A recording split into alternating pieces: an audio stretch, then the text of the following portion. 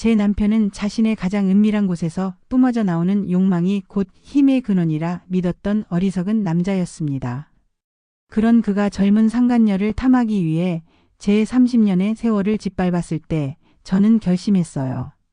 제 손으로 직접 그 오만한 힘의 근원을 평생 마르지 않을 고통과 수치심의 낙인으로 만들어주기로 말이죠. 다시는 그 어떤 여자 앞에서도 고개조차 들 수 없도록 가장 비참한 방식으로 심판하겠다고 다짐했습니다. 제 이름은 나선영, 나이는 59입니다. 평생을 바늘과 실에 묻혀 살던 제가 어떻게 한 남자의 욕망을 꺾고 그의 세상을 무너뜨렸는지 지금부터 제 이야기를 들려드릴게요. 저는 대를 이어 전통 자수를 지켜온 장인이었습니다. 할머니께서 시작하신 자수 공방을 어머니가 이어받으셨고 저 역시 어릴 때부터 바늘을 잡고 자랐어요. 세상 사람들은 저를 명인이라 부르며 존경했지만 자수성가한 건설사 대표인 남편에게 저는 그저 세상 물정 모르는 답답한 아내일 뿐이었죠. 아침 일찍 일어나 그의 양복을 정리해주고 저녁이면 그를 기다리며 식탁을 차리는 그런 평범한 아내였어요. 남편 박성주는 아무것도 없는 상태에서 시작해 건설업계에서 성공한 입지전적인 인물이었습니다. 처음 만났을 때 그는 가난하지만 야망 있는 젊은 남자였고 저는 그의 꿈을 믿고 함께 걸어왔어요. 그가 첫 번째 사업에 실패했을 때도 두 번째 도전에서 큰 빚을 졌을 때도 저는 묵묵히 그를 지지했습니다. 제가 물려받은 전통 공방에 털을 팔아 그의 사업 자금을 만들어주기도 했고요. 30년이라는 세월 동안 저는 그의 그림자가 되어 살았어요. 그가 성공가도를 달릴 때도 저는 항상 뒤에서 조용히 그를 뒷받침하는 현모양처였죠. 손님 접대가 있을 때면 밤늦게까지 음식을 준비했고 그의 사업 파트너들이 집에 올 때면 완벽한 안주인 역할을 해냈어요. 그런데도 그는 저를 당연하게 여겼습니다. 그의 위선적인 삶의 균열을 발견한 것은 어느 봄날 양복 주머니를 정리하다가 나온 낯선 카드키 때문이었어요. 평소 그의 양복을 세탁소에 맡기기 전 주머니를 확인하는 것이 제 습관이었는데 그날따라 묘하게 무거운 명함 지갑에서 검은색 카드키가 떨어졌습니다. 강남의 한 최고급 오피스텔 카드키였어요. 심장이 철렁 내려앉았지만 저는 애써 침착하게 행동했습니다. 30년 결혼 생활에서 남편을 의심해 본 적이 없던 제가 처음으로 그의 뒤를 캐기 시작한 거예요. 인터넷을 검색해보니 그 오피스텔은 평당 가격이 수천만 원에 달하는 초호화 주거시설이었습니다. 우리 집보다 비싼 곳이었죠. 저는 떨리는 손으로 흥신소에 연락했어요. 전화기를 들고 번호를 누르는 그 순간이 지금도 생생합니다. 혹시나 하는 마음과 정말로 그럴 리 없다는 마음이 교차했거든요. 상담을 받으면서도 계속 스스로를 달랬어요.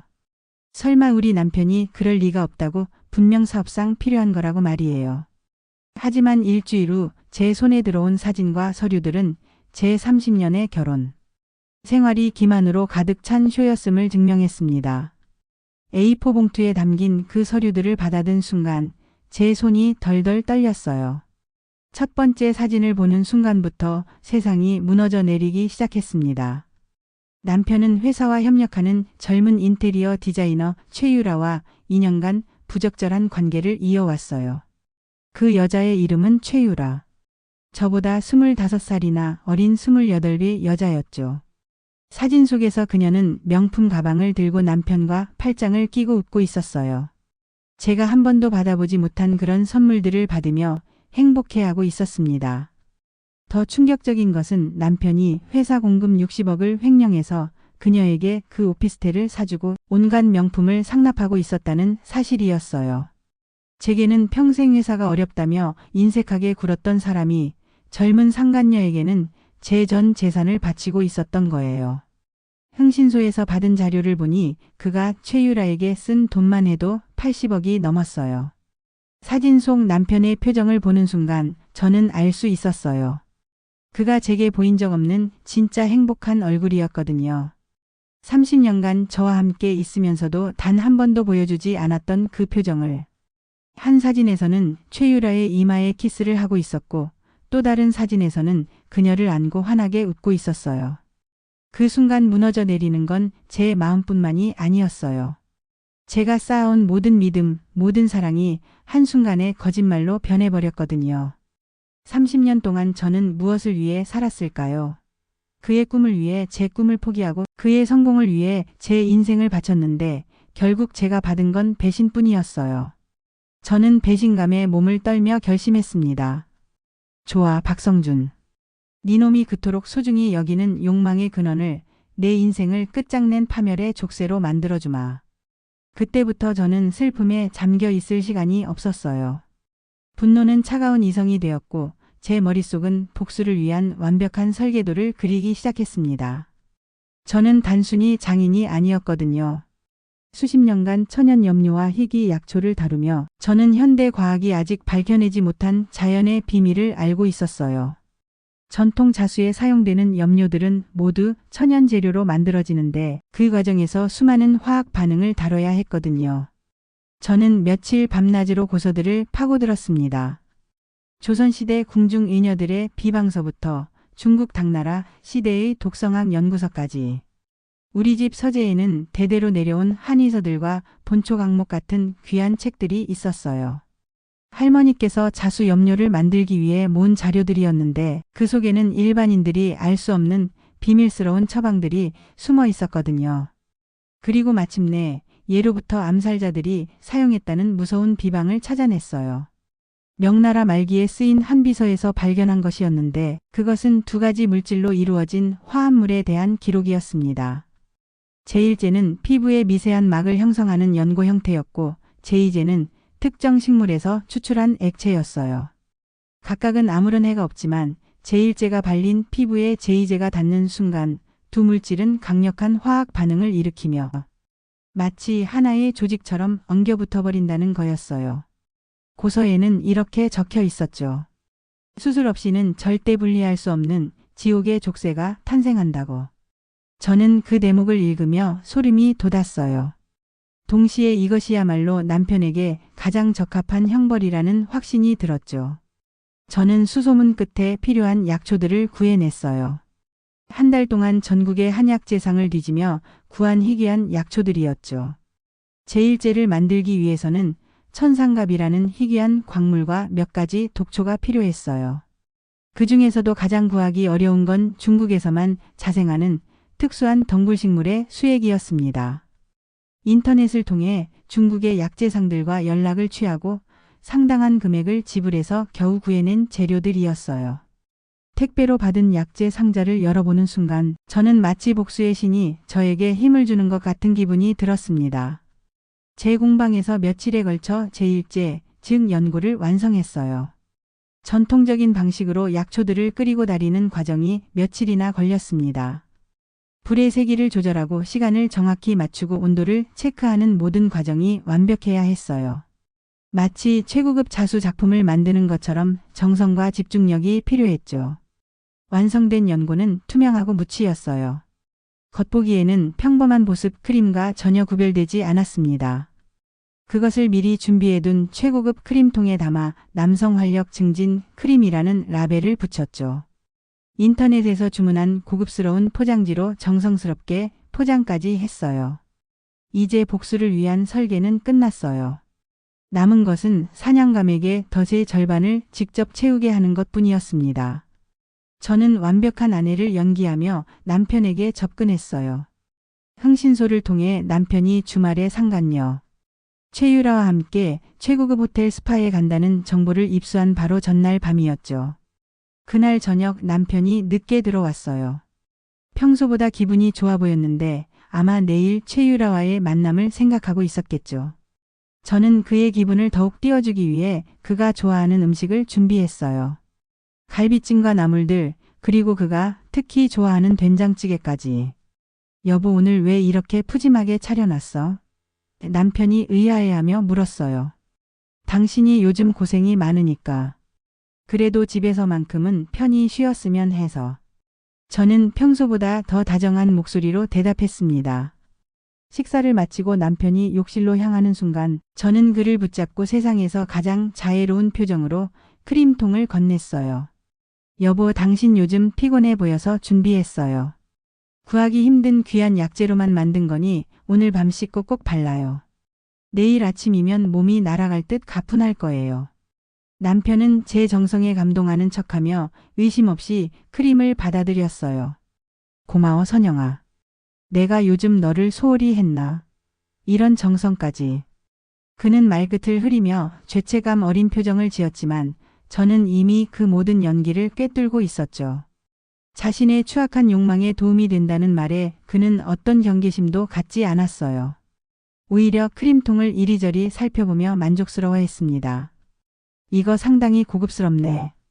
어디서 구했어? 직접 만든 거예요. 한의원에서 처방전도 받고 약재도 특별히 주문해서. 저는 자랑스럽게 대답했어요. 그는 그날 밤 제 손으로 직접 빚은 파멸의 씨앗을 자신의 몸에 정성껏 발랐습니다. 욕실 문 틈새로 보이는 그의 모습을 보며 저는 어둠 속에서 조용히 미소 지었어요. 이제 자물쇠의 한쪽은 그의 몸에 완벽하게 채워졌으니까요. 다음 날 아침 저는 남편보다 먼저 호텔 스파로 향했어요. 미리 조사해둔 그 호텔의 시설과 예약 시스템을 파악한 저는 가짜 신분증을 이용해 VVIP 고객으로 위장했죠. 사실 가짜 신분증이라고 해서 완전히 거짓은 아니었어요.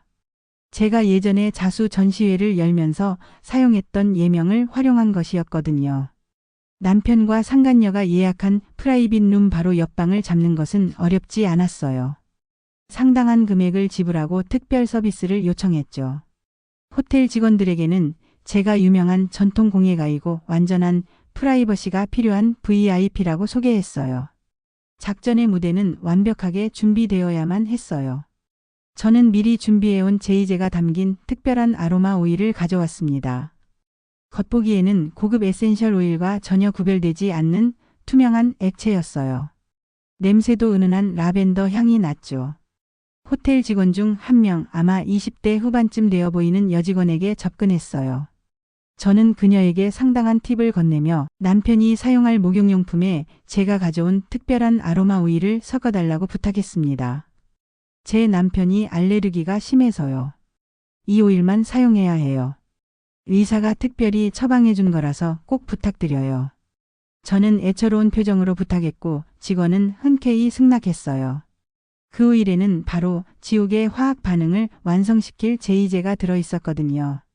모든 준비를 마친 저는 옆방에서 조용히 기다렸습니다. 방음이 잘 되어 있는 줄 알았는데 의외로 벽 너머 소리가 어렴풋이 들렸어요. 얼마 후 남편과 최유라가 도착했습니다. 복도에서 들려오는 발소리와 웃음소리를 들으며 저는 심장이 마구 뛰는 것을 느꼈어요.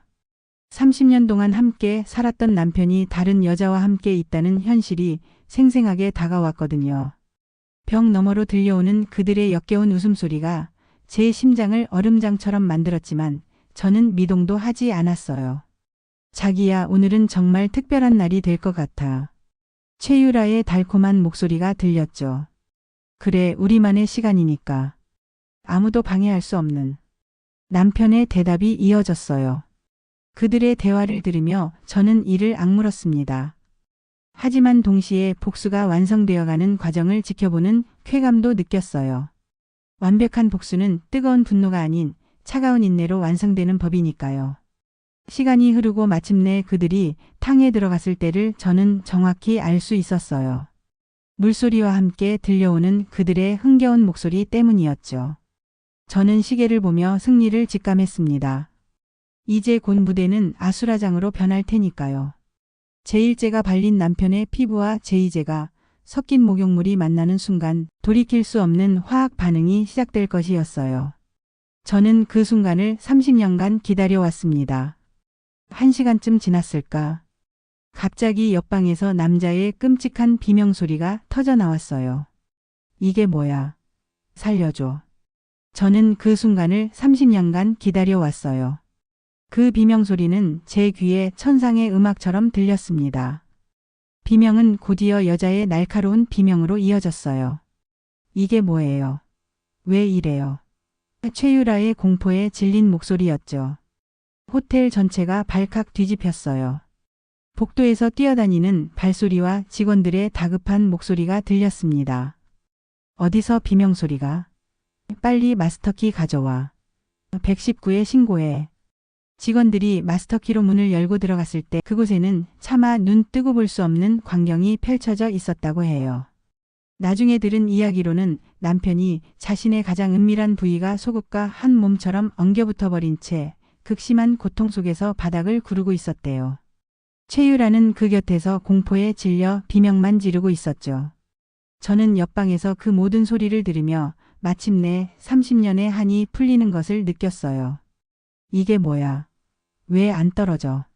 남편의 절규하는 목소리가 벽을 뚫고 들려왔어요. 병원에, 빨리 병원에 데려가 주세요. 최유라가 울부짖는 소리도 들렸고요. 호텔은 아수라장이 되었고 곧 119구급대가 도착했습니다. 사이렌 소리가 호텔 앞마당을 가득 채웠어요. VVIP 스파에서 벌어진 전대미문의 사건의 소문을 듣고 달려온 기자들까지 몰려들기 시작했습니다. 구급대원들은 속옷을 떼어내려 했지만 마치 피부의 일부가 된 것처럼 단단히 붙어 꼼짝도 하지 않았어요. 이게 대체 무슨 일입니까? 이런 경우는 처음 봅니다. 구급대원의 당황스러운 목소리가 들렸죠. 일단 응급실로 이송해야겠습니다. 구급대원들이 남편을 들것에 실을 때의 모습은 정말 참혹했다고 해요. 그는 수건으로 몸을 가린 채 고통에 몸부림치고 있었고 최유라는 그 옆에서 충격에 빠져 멍하니 서 있었대요. 결국 남편은 속옷을 입은 그 기괴하고 굴욕적인 모습 그대로 들것에 실려 병원으로 옮겨졌습니다. 호텔 로비를 가로지르며 나가는 그 장면이 수많은 사람들의 휴대폰 카메라에 찍혔어요. 그 순간부터 그의 인생은 끝이었죠. 저는 모든 소동이 끝난 후 조용히 호텔을 빠져나왔어요. 아무도 제가 그곳에 있었다는 사실을 모르게 말이에요. 택시를 타고 집으로 돌아가는 길에 저는 처음으로 진정한 평안을 느꼈습니다. 30년 동안 억눌러 왔던 분노가 마침내 해소되는 기분이었어요. 그날 저녁 뉴스에서 호텔 스파 사건이 보도되기 시작했어요. 강남의 한 호텔에서 기괴한 사고가 발생했습니다. 앵커의 목소리가 무덤덤하게 들렸지만 저에게는 승리의 팡파르처럼 들렸어요. 남편이 들것에 실려 나가는 순간 모든 것이 결정되었어요. VVIP 스파에서 벌어진 전대미문의 사건은 당일 저녁 모든 뉴스의 헤드라인을 장식했습니다. 휴대폰으로 촬영된 영상은 인터넷을 통해 바이러스처럼 퍼져나갔고 그는 온 국민의 조롱거리로 전락했어요. 특히 그가 들것에 실려 나가는 장면이 담긴 영상은 몇 시간 만에 조회수 100만을 넘었어요. 댓글창에는 온갖 조롱과 비난이 쏟아졌죠. 이게 뭐야 진짜 웃기네. 바람둥이의 최후 인과응보다 같은 댓글들이 끝없이 달렸어요. KN건설 대표 호텔 스파에서 기괴한 사고. 내연녀와 함께 있다 발각. 남편의 이름은 실시간 검색어 순위에서 내려올 줄 몰랐어요. 회사의 주가는 다음날 아침 개장과 동시에 폭락했고 수십 년간 쌓아 올린 그의 명성은 단 하루 만에 잿더미가 되었습니다. 건설업계에서 박성준이라는 이름은 이제 웃음거리가 되어버렸어요. 언론들은 앞다투어 그의 과거를 파헤치기 시작했어요. 그동안 숨겨왔던 회사 내부의 비리들, 직원들에 대한 갑질, 그리고 무엇보다 최유라와의 불륜 관계가 낱낱이 공개되었습니다. 기자들은 그의 집 앞까지 몰려와서 저에게 인터뷰를 요청했지만 저는 한마디도 하지 않았어요. 이사회는 긴급 소집되어 만장일치로 그의 해임을 결의했고 동시에 회사 자금 60억을 횡령한 혐의로 그를 검찰에 고발했어요. 이사들 중 몇 명은 평소에 남편과 가까운 사이였는데 이번 일로 완전히 등을 돌렸죠. 최유라 역시 모든 것을 잃었습니다.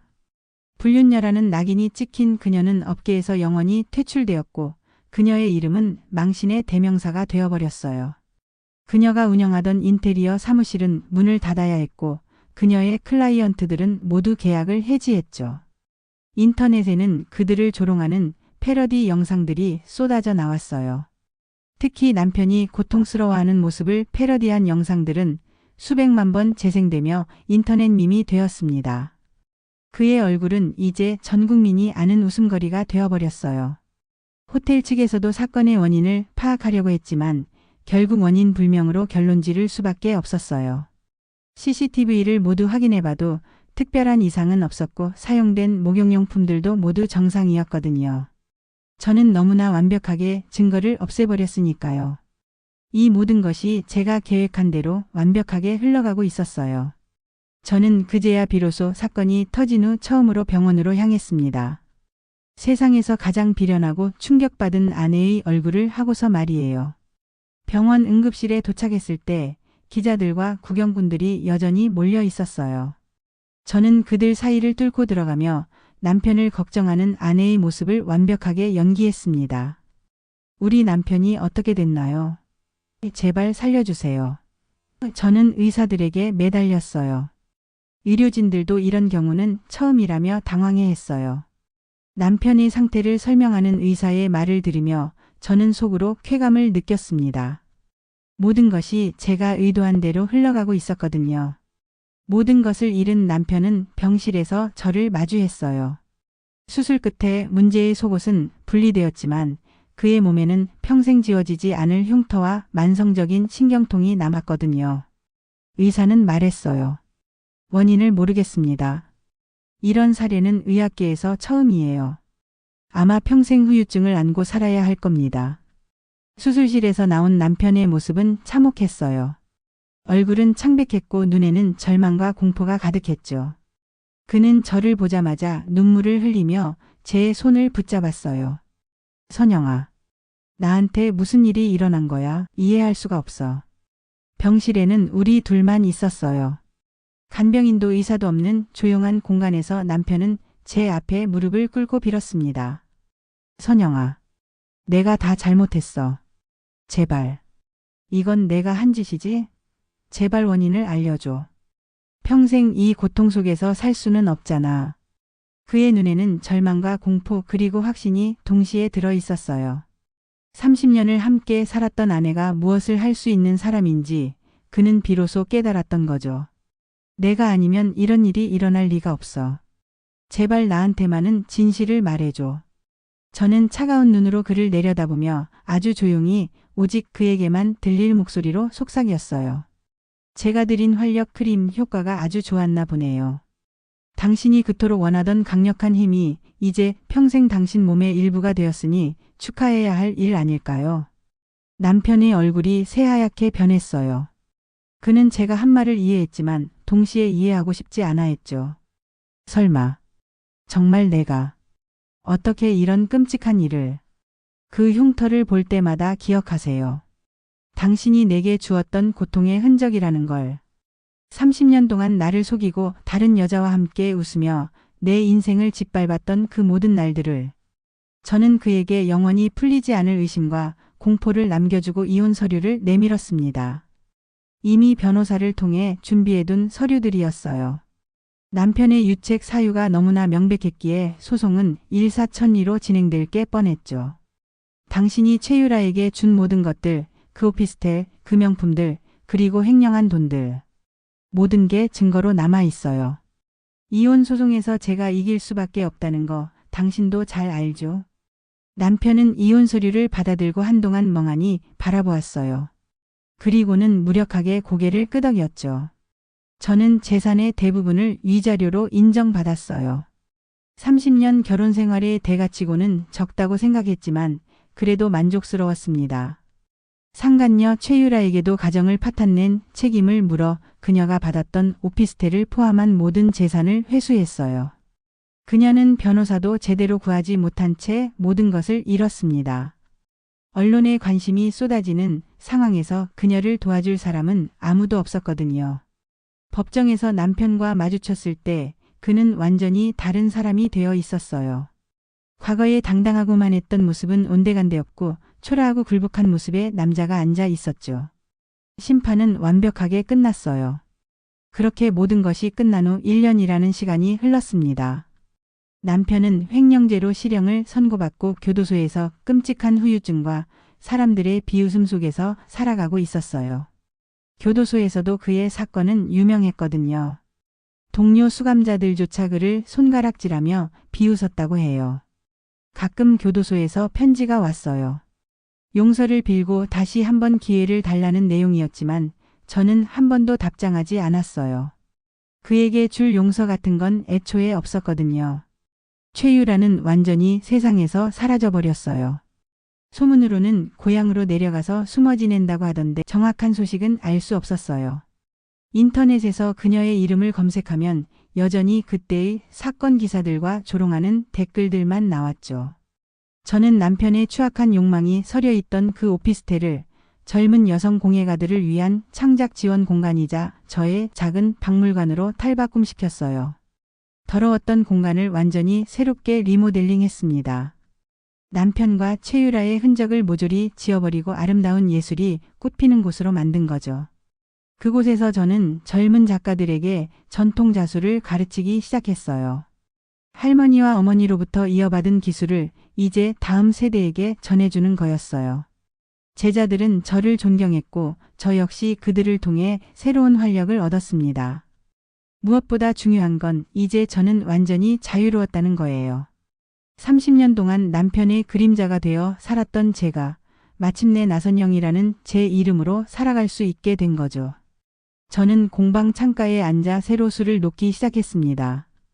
더 이상 누군가를 위한 것이 아닌 오롯이 나선영이라는 나의 이름으로 세상에 선보일 작품이었어요. 제 손끝에서 피어나는 들꽃들은 그 어느 때보다 자유롭고 당당하게 빛나고 있었거든요. 새로운 작품의 주제는 해방이었어요. 오랜 속박에서 벗어나 자유롭게 피어나는 꽃들을 수놓았죠. 그 작품을 보는 사람들은 모두 감탄했어요. 이전의 작품들과는 완전히 다른 생명력 넘치는 에너지가 느껴진다고 했거든요. 언론에서도 제 변화에 주목했어요. 배신당한 아내에서 당당한 예술가로 새롭게 태어난 전통자수의 대가 같은 기사들이 나왔죠. 저는 그런 기사들을 보며 뿌듯했어요. 저에 대한 평가가 남편의 아내가 아닌 나선영 개인으로 이루어지고 있었거든요. 가끔 제자들이 물어봤어요. 선생님, 어떻게 그렇게 강하실 수 있어요? 그럴 때마다 저는 이렇게 대답했습니다. 강한 게 아니라 그냥 정당한 일을 했을 뿐이에요. 이 이야기를 듣고 계신 여러분, 만약 부당한 배신으로 고통받고 있다면 잊지 마세요. 가장 완벽한 복수는 상대를 파멸시키는 것에서 끝나는 것이 아니라 그 폐허 위에서 나의 세상을 다시 세우는 것입니다. 당신의 존엄은 그 누구도 짓밟을 수 없어요. 복수는 단순히 상대에게 고통을 주는 것이 아니라 잃어버린 내 자신을 되찾는 과정이라는 걸 깨달았어요. 저는 남편을 벌하는 것으로 끝나지 않고 진짜 나 자신으로 살아가기 시작했거든요. 지금 이 순간에도 제 공방에서는 젊은 작가들이 아름다운 작품을 만들고 있어요. 그들의 웃음소리를 들으며 저는 확신해요. 제가 선택한 복수는 옳았다고. 파괴가 아닌 창조로, 증오가 아닌 예술로 세상을 바꿔나가고 있다고 말이에요. 오늘 제 이야기는 여기까지입니다. 여러분의 가슴에 작은 불씨가 되었다면 구독과 좋아요, 그리고 여러분의 생각을 담은 댓글을 남겨주세요. 그 불씨들이 모여 세상을 바꾸는 큰 힘이 될 테니까요. 오늘도 함께해 주셔서 감사합니다.